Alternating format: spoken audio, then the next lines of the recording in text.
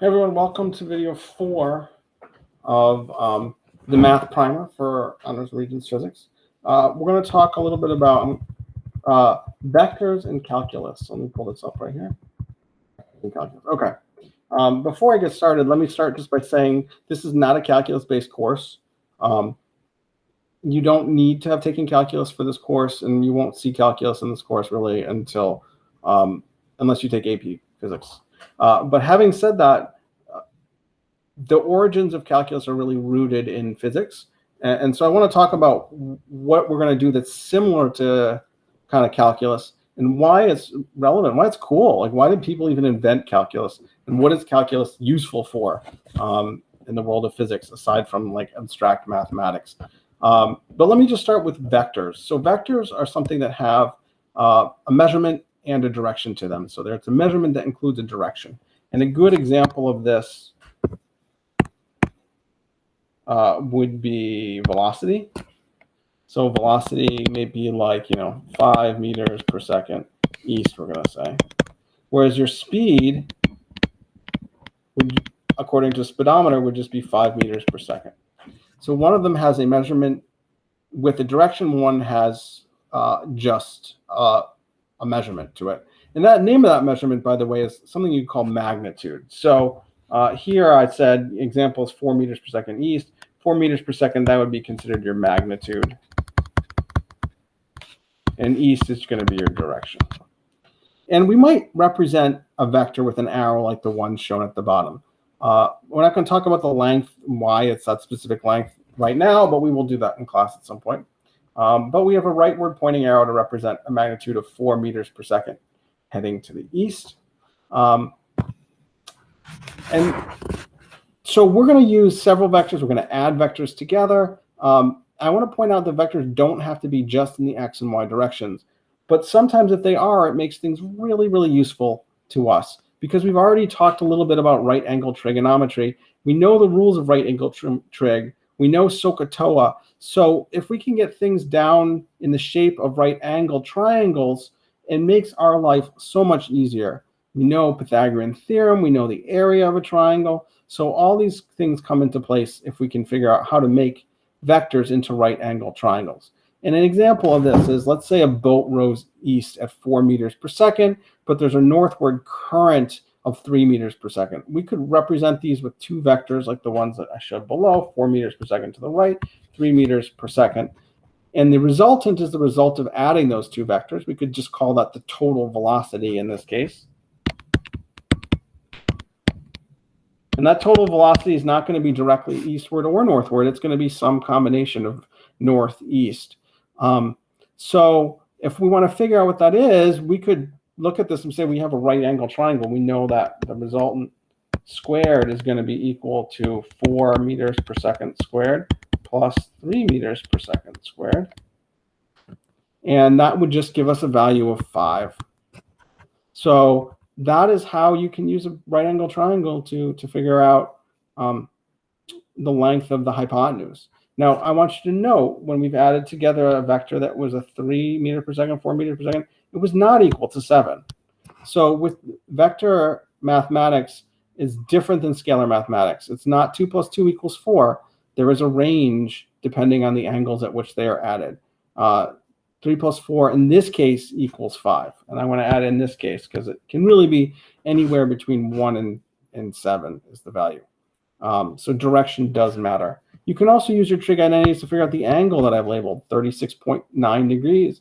And you could do this in a number of ways, right? You could say that theta is the inverse sine of, if sine is opposite of our hypotenuse, it's the inverse sine of opposite of our hypotenuse. So 3 over 5.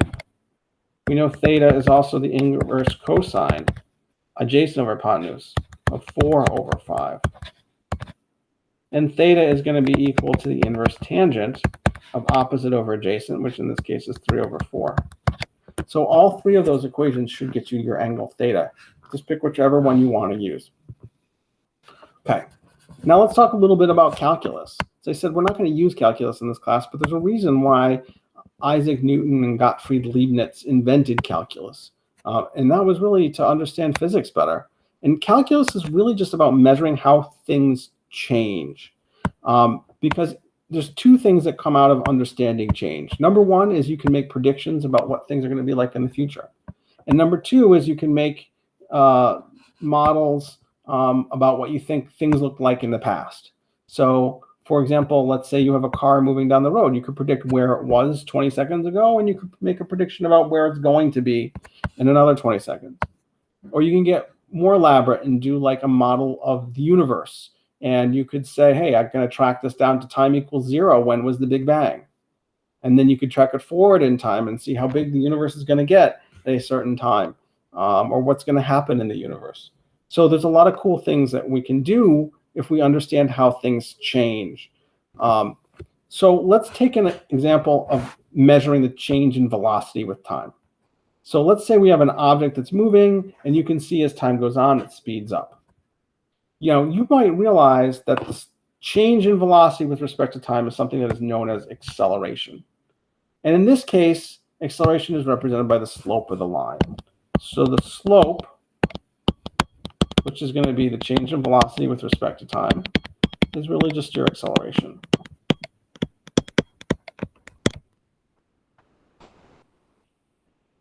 And this is something we're going to do in this class. But let's think about this in terms of calculus. In calculus, a lot of what you're going to do is called finding a derivative. And this derivative is really just the slope of a line. So when you find the slope of a line, you're not going to be asked to find the slope. Oftentimes, you're going to be asked to find the derivative.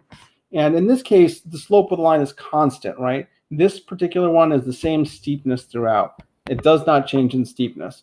But you could have a function that looked different, right? Like this. Maybe your v versus t looked like that. And it's steep there, and it's negative steepness there. But at the top, it's got a slope of 0. So your acceleration is going to be 0. Or your acceleration is going to be positive.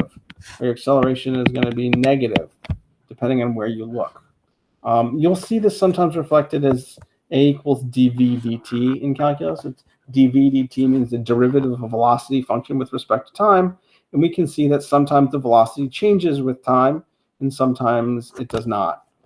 So there's different ways to look at it. Okay. Now, let's say we did the same thing to measure your position. So this graph looks similar to the graph on the last page, right? They both look linear, but I want to be clear, this is totally different situation. This graph right here, the object is speeding up. It's getting faster and faster and faster. This one is not. This one is actually going at a constant speed.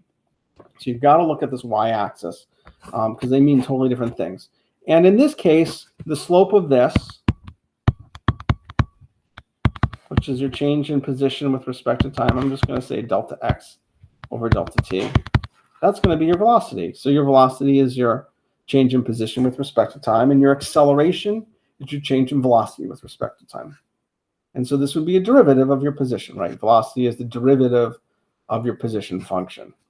Okay, I've introduced this now. Let's look back at that original graph. Let's look at the velocity time graph and say, is there a way to look and figure out how the object's position changed using this graph?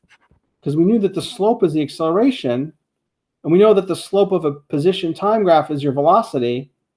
So how can we figure out what the position graph looked like or what the position was?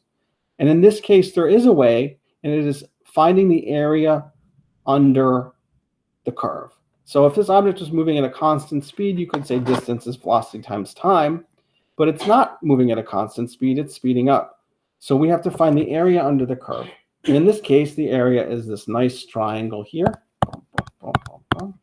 And we know the area of a triangle is 1/2 base times height. So in this class, we're just going to use that equation, 1/2 base height. But if you take a calculus course, you're going to do this through something called integration.